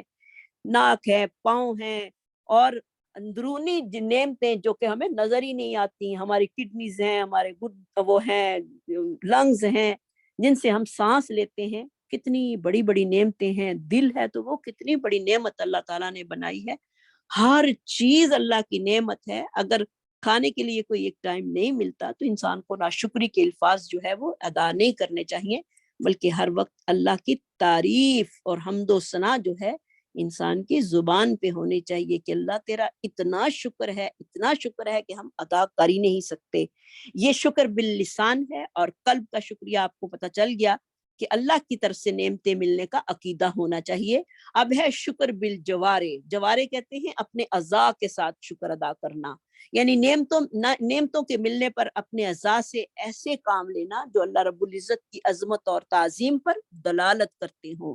یعنی اپنے اعضاء کو اللہ کی اطاعت اور فرما برداری میں مصروف عمل رکھتے ہوئے اپنے مالک کی نافرمانی اور ناراضگی سے اپنے ہر اعضاء کو محفوظ رکھے۔ یہ نہیں کہ اللہ نے نعمتیں تو اتنی دی ہیں لیکن جب نماز کا ٹائم آتا ہے تو ہم نماز سے بھی جو ہے وہ جی جان چھڑائیں کہ نہیں ہم نے نماز بھی نہیں پڑھنی۔ نہیں، اگر نعمتیں زیادہ ہیں تو اللہ کا شکر بھی جو ہے وہ زیادہ ہونا چاہیے۔ تو اللہ تعالیٰ نے ہمیں جو نعمتیں دی ہیں، جب ہمیں کوئی زائد نعمت ملتی ہے، ایکسٹرا نعمت، بعض دفعہ ہوتا ہے کہ انسان کو بہت کچھ ایک ٹائم میں مل جاتا ہے تو فوراً اللہ کے آگے جو ہے وہ سجدہ شکر میں چلا جانا چاہیے۔ انسان کو کوئی نعمت ملی ہے، بچوں کی کوئی کامیابی ملی ہے، یا کوئی ایسی بات انسان کے جو کہ معمولات سے ہٹ کر ہو گئی ہے، فوراً اللہ کا شکر کے لیے جو ہے وہ سجدہ شکر جو ہے وہ ادا کرنا چاہیے، اور روز ہمیں سجدہ شکر جو ہے وہ ایک کرنا چاہیے کہ اللہ تعالیٰ نے ہمیں اتنی نعمتیں دیں، کھلائیں۔ رات کو سونے سے پہلے اللہ کا شکر ادا کرنا چاہیے۔ شکر کا حق ادا تو نہیں کر سکتے لیکن نماز کے ذریعے جو ہے وہ شکر ادا کر سکتے ہیں، روزہ رکھ کے اللہ کا شکر ادا کر سکتے ہیں۔ جتنی بھی نعمتیں اللہ تعالیٰ نے دی ہیں ان سب پہ اللہ کا شکر جو ہے وہ ہمیں ادا کرنا چاہیے، اور ناشکری سے جو ہے وہ بچنا چاہیے۔ جیسے کہ حضرت عمر فاروق رضی اللہ تعالیٰ عنہ نے عرض کیا کہ میں رسول اللہ صلی اللہ علیہ وسلم سے دریافت کر کے آتا ہوں، یعنی ہمیں کون سا مال جو ہے وہ اکٹھا کرنا چاہیے۔ چنانچہ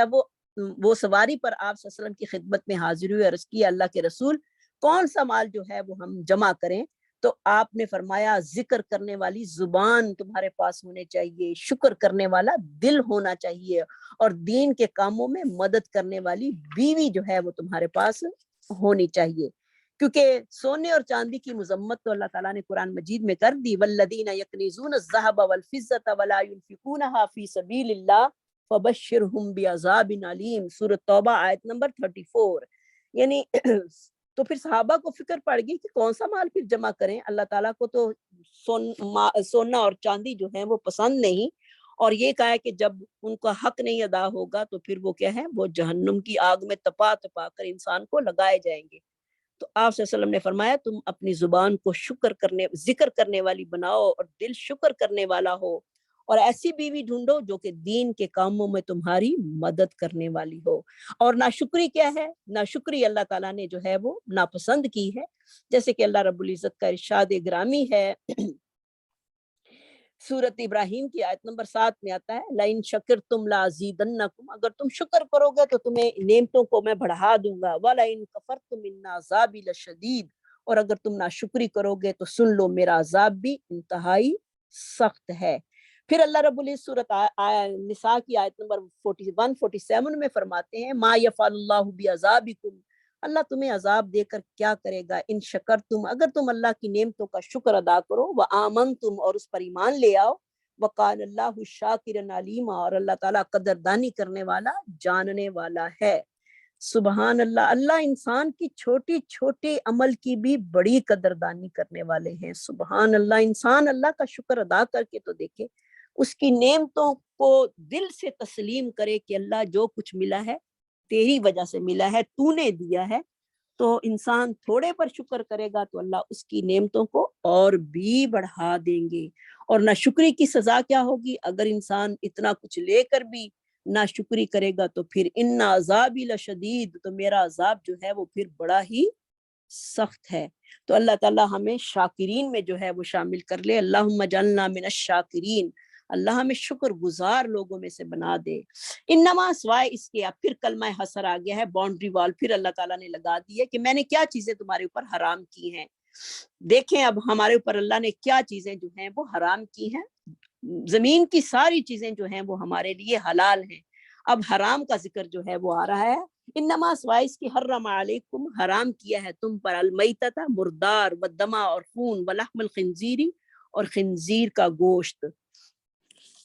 دما، میتا یعنی مردہ جانور جو کہ اپنی موت آپ مر جائے، وہ ہمارے لیے حرام ہے، کیونکہ اس کا خون جو ہے وہ اندر ہی جذب ہو جاتا ہے، اس لیے وہ انسانی صحت کے لیے انتہائی نقصان دہ ہے۔ تو یہودیوں نے اعتراض کیا تھا کہ اللہ کے مارے سے یہ مسلمان نہیں کھاتے اور خود مار کر کھاتے ہیں، نہیں، جبکہ اللہ نے اس کو حرام قرار دیا ہے۔ وہ ہمارا رب ہمارے لیے بہتر سمجھتا ہے کہ ہمارے لیے حلال کیا ہونا چاہیے اور حرام کیا۔ تو میتا، جو جانور خود سے مر جائے، کسی بیماری سے مر جائے یا ویسے مر جائے،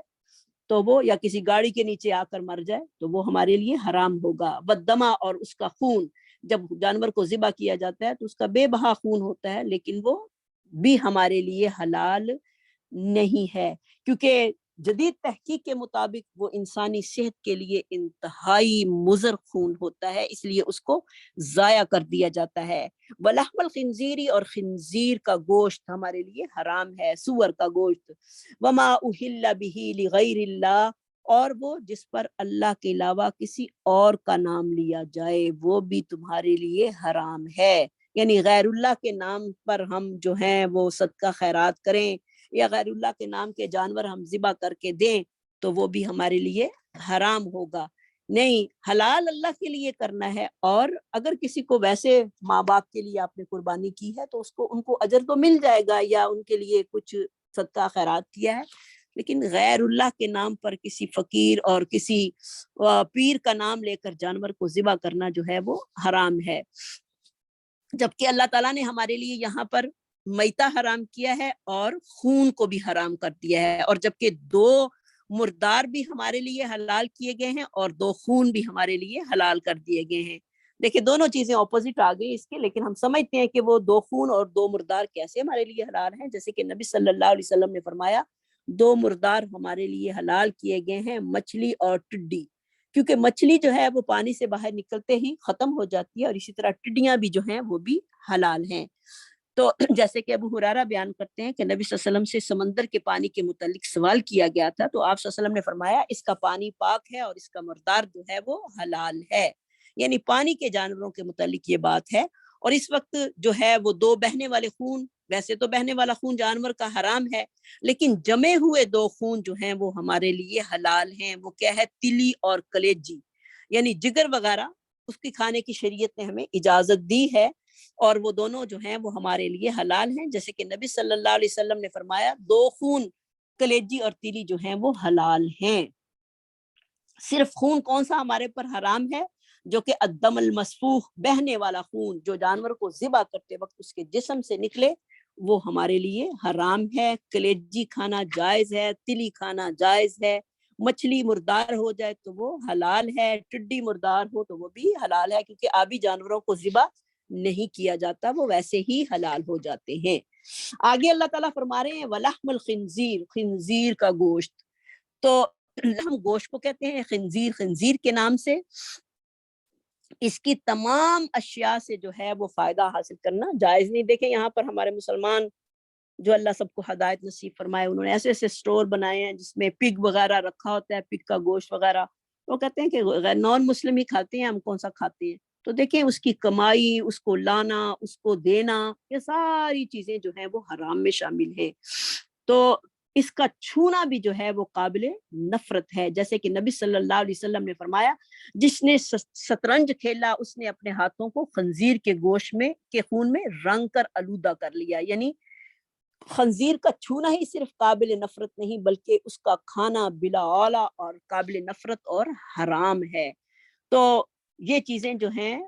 اگر ہمیں پتہ ہے کہ ہمارے کوئی ایسے سٹور ہیں اور ان پر یہ چیزیں بکتی ہیں تو ان کو ہمیں نکالنے کی کوشش کرنی چاہیے. اس کے علاوہ یہ جو ہم لوگ لاٹری وغیرہ جو ہے اپنے سٹوروں پہ رکھ لیتے ہیں، بھی سٹور چلتے نہیں ہیں، تو پھر ہمیں تو توکل تو اللہ پر نہ ہوا نا، اور پھر جو حرام کا ایک لقمہ بھی شامل ہو گیا تو حلال کا ملیا میٹ جو ہے وہ کر دے گا. تو وما اہل لغیر اللہ، اور وہ چیزیں جو جانور جو اللہ کا نام کے علاوہ کسی اور کا نام لے کر، کیونکہ مشرکین مکہ جو تھے وہ اپنے جانوروں کو بتوں کے نام کے لیے جو تھے وہ ذبح کرتے تھے، اور پھر ذبح کرتے وقت بتوں کا نام لے کر ذبح کرتے، اور ایسے جانوروں کا کھانا بھی جو تھا وہ حرام اللہ تعالیٰ نے قرار دیا ہے. یعنی وہ چیز جس پر غیر اللہ کا نام لیا جائے. کوئی ہمارے جو مسلمان لوگ ہیں وہ کیا ہیں، کبھی وہ اس کے کنڈے بنا رہے ہوتے ہیں، اور کبھی وہ یہ کربلا والوں کے نام کے جو ہیں وہ سبیلے لگا رہے ہوتے ہیں. نام ان کا نہیں، اللہ کا نام لے کر جو چیز کرنی ہے اللہ کا نام. تو اگر کوئی نیت وہ رکھتا ہے لیکن بطور عادت بسم اللہ اللہ اکبر پڑھ کر کرتا ہے تو وہ بھی حرام ہوگا، کیونکہ اس کی نیت جو تھی وہ خراب تھی. کیونکہ انما الاعمال بالنیات. جیسے کہ حضرت ابو ہریرہ کی حدیث آتی ہے، بہت ہی پیاری حدیث ہے، ان اللہ لا ينظر الى صورکم واموالکم ولکن ينظر الى قلوبکم واعمالکم، اللہ تعالیٰ تمہاری صورتوں اور مالوں کو نہیں دیکھتا بلکہ وہ تمہارے دلوں اور اعمال کو چیک کرتا رہتا ہے کہ تمہارے دلوں میں کیا ہے اور تمہارے اعمال جو ہیں وہ کیا ہیں۔ فمن استرا، پس جو کوئی بے قرار ہو جائے، ترا کا روٹ ہوگا تارارا، جو کوئی بے قرار ہو جائے، اب کسی ایسی حالت میں ہے جہاں پر اس کو حلال میسر نہیں ہے، غیر باغن، آگے اللہ تعالیٰ نے شرط لگائی ہے، غیر باغن، نہ وہ بغاوت کرنے والا ہو، ولا عادن، اور نہ حد سے بڑھنے والا ہو، کیونکہ اللہ دلوں کو جانتے ہیں۔ اور اب کوئی ایسی جگہ پر شخص آ گیا ہے جہاں پر اس کے لیے حلال میسر نہیں ہے اور وہ بیچارہ اس کے لیے بڑی کوشش کر رہا ہے لیکن اس کے باوجود بھی اس کو وہاں سے کچھ نہیں مل رہا، لاچار ہے اور اس کی جان کا خطرہ ہے کہ اس کی جان جو ہے وہ بھوک کی وجہ سے ختم ہو جائے گی، تو پھر وہ کیا ہے، اس حرام میں سے کھا سکتا ہے اتنی ضرورت سے جتنا کہ اس کو اس کی جان جو ہے وہ بچ جائے، تو اس پر فلا اسم علیہ، تو اس پر پھر کوئی گناہ نہیں، یعنی جان بوجھ کر انسان جو ہے وہ حرام نہیں کھا سکتا، جبکہ ایسی زمین میں ہو، جیسے کہ ابو واقد لیثی رضی اللہ تعالیٰ عنہ بیان کرتے ہیں کہ ہم نے عرض کی کہ ہم ایسی جگہ پر رہتے ہیں جہاں فقر و فاقہ کی نوبت آ جاتی ہے اور ہمارے لیے مردار کھانا جو ہے وہ کب جائز ہوگا؟ آپ نے فرمایا جب تمہیں صبح و شام کو کوئی حلال چیز اور سبزی وغیرہ کھانے کے لیے نہ ملے، یعنی اتنی مجبوری ہو جائے، نہ کوئی سبزی ہے نہ کچھ اور ہے، تو پھر تمہارے لیے حلال حرام اشیاء کھانی جو ہیں وہ حلال ہوں گی، تو اس وقت بھی اتنا کھائے کہ اس کی جان جو ہے وہ بچ جائے، باقی نہیں، زیادہ نہیں، پیٹ بھر کر کھانے والا نہ ہو بلکہ اتنا کھا لے کہ جس سے اس کی جان جو ہے وہ تھوڑی سی بحال ہو جائے، تو ان اللہ غفور الرحیم، بے شک اللہ تعالیٰ بخشنے والے مہربان ہیں۔ آج میں آپ کے 5 منٹ سے زیادہ لوں گی، سوری، تو انشاءاللہ آپ کو اللہ تعالیٰ اس کا ڈبل اجر دے گا۔ ان الذین، بے شک وہ لوگ، یکتمون، جو چھپاتے ہیں، ما انزل اللہ من الکتاب، وہ جو اتارا اللہ تعالیٰ نے کتاب سے، وَيَشْتَرُونَ بِهِ ثَمَنًا قَلِيلًا، اور وہ خریدتے ہیں اس کے ساتھ تھوڑی قیمت۔ اب پھر جو ہے آیات کا مرجع جو ہے وہ یہود کی طرف چلا گیا ہے، کیونکہ ابن عباس بیان کرتے ہیں کہ یہ آیت مبارکہ یہود سرداروں کے بارے میں، یعنی کعب بن اشرف، کعب بن اسد، مالک بن سیف اور ہوئی بن اخطب کے بارے میں نازل ہوئی تھی، جو نبی صلی اللہ علیہ وسلم کی صفات کو چھپاتے اور اس کے بدلے میں عرب سے اپنی خاطر تواضع جو تھے وہ کراتے اور عوام سے جو تھے وہ تحفے لیتے، اور انہیں امید تھی کہ آخری نبی جو ہے انہی میں سے مبعوث ہوگا۔ جب اللہ تعالیٰ نے محمد صلی اللہ علیہ وسلم کو مبعوث فرمایا تو ان یہودیوں کو اپنی سرداری کے ختم ہونے کا خدشہ جو تھا وہ لاحق ہو گیا، انہوں نے تورات میں موجود آپ صلی اللہ علیہ وسلم کی صفات پر مشتمل آیات میں تحریف کر کے ان لوگوں کے سامنے پیش کی، تو تورات میں آخری نبی کی علامات اور صفات اس نبی محمد صلی اللہ علیہ وسلم کی صفات سے، محمد صلی اللہ علیہ وسلم کی صفات سے یکسر مختلف ہیں، تو یہود کے اس حق کو چھپانے پر اللہ تعالیٰ نے یہ آیتیں جو تھیں وہ نازل کیں۔ آیت کا مرجع جو ہے یہود کی طرف ہے، ان الذین، بے شک وہ لوگ، یکتمون، کاف تامیم اس کا روٹ ہوگا، ما انزل اللہ، جو اتارا اللہ تعالیٰ نے، من الکتاب، کتاب سے، ویشترون، اور وہ خریدتے ہیں یا بیچتے ہیں، اس کے ساتھ دونوں معنی آتے ہیں، شین را حمزہ اس کا روٹ ہوگا، شرا، ثمنن قلیلا، بہت تھوڑی قیمت، اولئک، یہی لوگ ہیں، ما یاکلون فی بطونہم، نہیں وہ بھرتے اپنے پیٹوں میں، یعنی غلط بیان کر کے لوگوں سے نذرانے لے کر، تحائف لے کر جو پیسہ وہ کماتے ہیں، ما یاکلون، اکلا اس کا روٹ ہوگا، حمزہ کاف لام، بطون جو ہے وہ بطن کی جمع ہے، باتانون اس کا روٹ ہے، الا النار، نہیں وہ کھاتے اپنے پیٹوں میں مگر آگ کو، استغفر اللہ، جو کمائی وہ لے رہے ہیں، جو مفادات حق کو چھپا کر وہ لوگوں کی رضا اور خوشنودی حاصل کرنے کے لیے لے رہے ہیں، وہ بہت ہی بھیانک ہے، وہ کیا ہے، گویا کہ آگ ہے، نہیں وہ کھاتے اپنے پیٹوں میں الا النار، مگر آگ بھر رہے ہیں، ولا یکلمہم اللہ یوم القیامۃ ولا یزکیہم، نہ تو کلام کرے گا ان سے اللہ تعالیٰ اور نہ ہی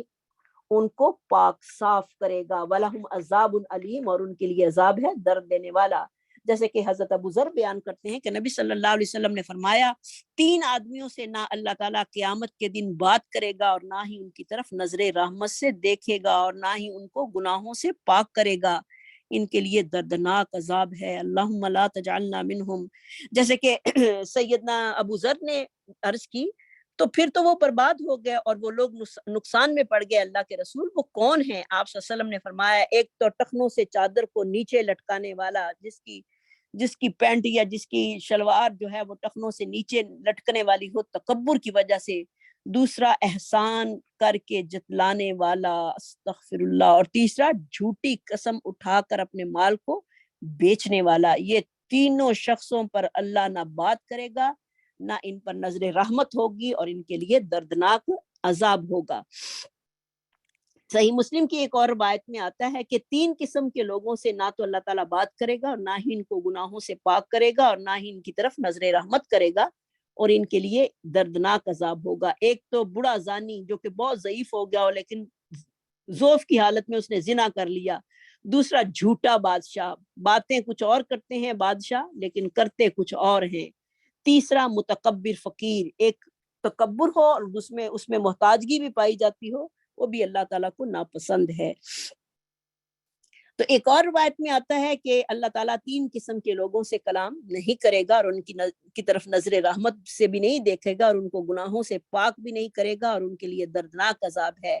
نمبر 1 وہ شخص جو جنگل میں اس کے پاس پانی جو ہے وہ ضرورت سے زیادہ ہے لیکن مسافر کو پانی پینے سے روکتا ہے، یعنی پانی بھی کسی کو پینے کے لیے نہیں دیتا، اور وہ سفر میں ہے۔ نمبر 2 وہ شخص جس نے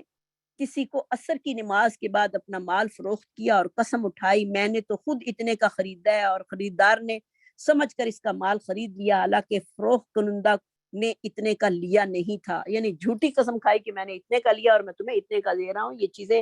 ہمارے پاکستان میں کتنی عام ہیں، اللہ معاف کر دے۔ اور کیسے انسان جو ہیں وہ تھوڑے تھوڑے پیسوں پر اتنی قسمیں اٹھا لیتے ہیں کہ ان کی سزا کیا ہے کہ اللہ قیامت والے دن ان لوگوں سے نہ کلام کرے گا نہ ان کی طرف دیکھے گا۔ استغفار، ہم کسی کے گھر چلے جائیں کوئی ہماری طرف توجہ نہ کرے تو کتنا برا لگتا ہے انسان کو، دل کرتا ہے کہ وہاں سے چلا جائے۔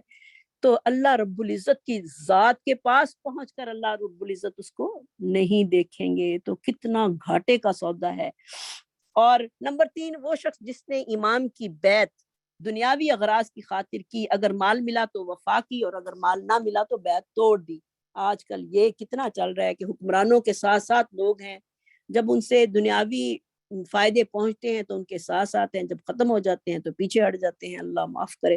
تو ایسے لوگوں کو بھی اللہ تعالیٰ نظر رحمت سے نہیں دیکھے گا۔ اولئک الذین اشتروا الضلالۃ، یہ وہی لوگ ہیں جنہوں نے خرید لیا ہے ضلالت کو بالہدا بدلے ہدایت کے، والعذاب بالمغفرہ، اور انہوں نے عذاب لے لیا ہے مغفرت کے بدلے میں۔ فما اصبرہم علی النار، کس قدر یہ لوگ جہنم کی آگ پر صبر کرنے والے ہیں۔ اللہ اکبر۔ تو یہ لوگ نہ صرف اللہ کی رضا اور خوشنودی اور آخرت کے اجر سے محروم ہوئے بلکہ یہ لوگ اللہ کی رحمت سے بھی محروم کر دیے جائیں گے۔ ان کا اوڑھنا بچھونا جہنم کی آگ ہوگی۔ استغفار، جن کی یہ 3 حالتیں پہلے بیان کی گئی ہیں، ان کی حالت پر تعجب ہے کہ وہ دہتی ہوئی آگ پر کس طرح صبر کریں گے۔ کیا انسان کے اندر اتنا ہمت اور حوصلہ موجود ہے کہ وہ جہنم کی آگ کو برداشت کر سکے؟ اور پھر کتمان حق، اصل میں حق کو چھپانے کی سزا جو ہے وہ بہت ہی بڑی سزا ہے، کیونکہ کتاب و سنت میں قانون زندگی اور انسانی ضابطہ حیات یہ ہے کہ کسی کے حکم کو چھپانے کا مفہوم اس پر عمل کو معطل کر دینا، ایسے لوگ جہنم کے علاوہ کسی اور چیز کے حقدار ہو ہی نہیں سکتے۔ اولئک الذین اشتروا الضلالۃ بالہدی والعذاب بالمغفرۃ فما اصبرہم علی النار ذلک بان اللہ نزل الکتاب بالحق، یہ اس بنا پر کہ انہوں نے کہا کہ اللہ تعالیٰ نے کتاب کو حق کے ساتھ نازل کیا ہے۔ وَإِنَّ الَّذِينَ اخْتَلَفُوا لَفِي الْكِتَابِ لَفِي شِقَاقٍ بَعِيدٍ، بے شک وہ لوگ جنہوں نے اختلاف کیا وہ البتہ دور کی مخالفت میں چلے گئے ہیں۔ تو ذالک اس میں اسم اشارہ ہے، یعنی پہلی آیت مبارکہ میں بیان ہونے والی وعیدوں کے بارے میں، یعنی انہوں نے مغفرت کے بدلے میں کیا لیا ہے؟ عذاب کو خریدا ہے، ہدایت کے بدلے میں گمراہی کو خریدا، جو کہ ان کے لیے بہت زیادہ دردناک ہے۔ اور قیامت والے دن پھر اللہ تعالیٰ نہ ان کو گناہوں سے پاک کرے گا اور نہ ان سے کلام کرے گا اور نہ ان کی طرف نظر رحمت کرے گا۔ اور جنہوں نے نبی صلی اللہ علیہ وسلم کی صفات کو چھپانے کی کوشش کی اور پھر آپ صلی اللہ علیہ وسلم کی نبوت میں شکوک و شبہات ڈالنے کی وجہ سے جو تھی وہ کوشش کی، یہ یہود اور نصارہ تھے۔ ان سے مراد یہ ہیں جنہوں نے اختلاف کیا کتاب میں فی شقاق بعید، البتہ وہ دور کی مخالفت اور ضد میں ہیں، کیونکہ ان کی مخالفت یہی تھی کہ نبی صلی اللہ علیہ وسلم جو ہیں وہ دوسری نسل میں سے کیوں آ گئے ہیں، آنا تو آپ کو اس نسل میں سے چاہیے تھا، لیکن اللہ کے حکموں کے آگے کوئی بھی کسی کا فیصلہ نہیں چل سکتا۔ تو لہٰذا انہوں نے کتمان حق کر کے اپنے آپ کو ضلالت اور گمراہی اور جہنم کی آگ کا ایندھن بنا لیا۔ تو بعض لوگ جو ہیں وہ بھی قرآن میں بھی کتاب سے مراد جو ہے وہ بعض سکالرز نے جو ہے وہ قرآن مجید اس سے مراد دیا ہے، کیونکہ اللہ تعالیٰ نے قرآن کو حق بنا کر جو ہے وہ آپ صلی اللہ علیہ وسلم کی طرف نازل کیا ہے، اور لیکن بعض لوگ جو ہیں اس کے بعض حصے کو قبول کر لیتے ہیں، یعنی بعض حکموں کو لے لیا اور بعض سے مطلق جو ہے وہ انکار کر دیا۔ تو یہی لوگ اپنی ضد اور تعصب کی وجہ سے ہدایت سے جو ہے وہ کوسوں دور چلے جاتے ہیں، کیونکہ اللہ تعالیٰ نے ہر انسان کو فطرت سلیمہ پر جو ہے وہ پیدا کیا ہے۔ اللہ تعالیٰ نے سب کو مسلمان پیدا کیا ہے۔ جو قوم اپنی کتاب کے بعض حصوں کو اپنا لے اور بعض کا انکار کرے وہ ہمیشہ فکر و عمل کے تضاد سے شکار ہو جایا کرتی ہے۔ تو دیکھیں آج ہم بھی کیا ہے قرآن کے بعض حصے کو تو مان لیتے ہیں اور بعض کا ہم سرے سے انکار کر رہے ہیں۔ تو اللہ تعالیٰ ہمارا خاتمہ جو ہے وہ ان لوگوں کے ساتھ نہ کرے، اللہ تعالیٰ ہمارا خاتمہ ایمان کے ساتھ کرے۔ اب ہم تھوڑی سی دعا کر لیتے ہیں، کیونکہ ہماری ایک سسٹر اللہ ان کے ہسبینڈ کو جنت الفردوس نصیب فرمائے۔ پچھلے ویک ان کے ہسبینڈ کا اچانک ہی ڈیتھ ہو گئی اور وہ بیچاری بہت غم اور صدمے میں ہیں۔ اللہ ان کو صبر دے، اللہ تعالیٰ ان کے لیے حامی ناصر ہو، اور اللہ تعالیٰ جو ہے ان کے لیے بہترین مددگار جو ہے وہ ہوگا انشاءاللہ۔ انہوں نے اس بات پہ بہت صبر کیا، اللہ تعالیٰ ان کے لیے دنیا میں اچھا جو ہے وہ پیدا کر دے، اور ان کی اولاد کو، ان کے بچوں کو ان کے لیے جو ہے وہ صدقہ جاریہ بنائے، ان کے ہسبینڈ کے لیے، ان کے لیے بھی اللہ ان کو جنت الفردوس میں اعلیٰ مقام نصیب فرمائے۔ اللہ ان کی کمیوں کوتاہیوں کو معاف فرمائے۔ اللہ تعالیٰ جتنے بھی مسلمان چلے گئے ہیں اللہ تعالیٰ ان کو جنت الفردوس میں جگہ دے، اور اس ہماری پیاری سسٹر کو اللہ تعالیٰ جو ہے وہ صبر جمیل اور بھی عطا فرمائے۔ ماشاءاللہ انہوں نے بہت اس بات پر صبر کیا ہے، اللہ ان کو اس کا بہت ہی بہترین اجر نصیب فرمائے، اور اللہ تعالیٰ ان کے سارے کاموں میں آسانیاں پیدا کر دے، اور اللہ تعالیٰ جو ہے ان کے لیے ان کا نگہبان اور ان کا محافظ بنے۔ اللہ تعالیٰ ہم سب کا محافظ ہے انشاءاللہ، اور جو بیمار ہیں اللہ تعالیٰ ان کو بھی صحت کاملہ نصیب فرمائے۔ کچھ بہنیں بیمار بھی ہیں، اللہ تعالیٰ سب کی پریشانیاں، سب کی مشکلات کو دور فرمائے۔ جتنے بھی دنیا میں مسلمان ہیں، پاکستان میں ہیں، یہاں پر ہیں، دنیا کے کسی خطے میں بھی بیمار ہیں، اللہ اپنی رحمت سے شفاء کاملہ نصیب فرما۔ اللہ ہم سب کے گناہوں کو معاف فرما، اور ہم سب کو نیکیاں کرنے کی توفیق نصیب فرما۔ اب جو میں نے لاسٹ میں جو آیات پڑھی ہیں وہ تھوڑی میں نے سپیڈ سے پڑھ دی ہیں، آپ لوگوں کو پتہ نہیں اس کی سمجھ آئی ہے یا نہیں آئی۔ اگر نہیں آئی تو ضرور اس کو آپ ریکارڈنگ میں سن سکتے ہیں اور دوبارہ اس کو ریوائز کر سکتے ہیں، اور آپ لوگ ریکارڈنگ سنا کریں تاکہ آپ کی جو ہے وہ قرآن تھوڑا تھوڑا پکا ہونا شروع ہو جائے۔ تو یہ میری آپ سب سے ریکویسٹ ہے کہ آپ جو ہے وہ ریکارڈنگ ضرور سنا کریں تاکہ آپ کو اپنے پڑھنے کا جو ہے وہ فائدہ ہو۔ اور جتنی بھی بہنیں اس محفل میں اس وقت موجود ہیں، اللہ تیرے دربار میں بیٹھی ہیں، اللہ سب کی نیک اور جائز حاجات کو پورا کر دے۔ اللہ جو جن کے دلوں میں ہے، جو جن کے دلوں میں خواہشات ہیں، اللہ سب کی نیک اور جائز حاجات کو پورا کر کے اللہ تو سب کو دینے پہ قادر ہے، اللہ تو سب کی جھولیوں کو بھر دے۔ اللہ ہم سب کے گناہوں کو معاف کر دے، اللہ ہم سب کو اپنا فرما بردار بنا لے، اور ہم سب کی مشکلوں کو اللہ آسان فرما دے، اور دین میں آنے والی رکاوٹوں کو اللہ تعالیٰ دور فرما دے۔ اور اللہ رب العزت ہم سب کے گناہوں کو اللہ جیسے آج پتے جھاڑ رہے ہیں، اللہ ہمارے گناہوں کو بھی اسی طرح جھاڑ دے۔ الحمد للہ رب العالمین، سبحان ربک رب العزت عما یصفون، والسلام علی المرسلین، والحمد للہ رب العالمین۔ سبحانک اللہم وبحمدک، نشہد ان لا الہ الا انت، نستغفرک ونتوب الیک۔ السلام علیکم ورحمۃ اللہ وبرکاتہ۔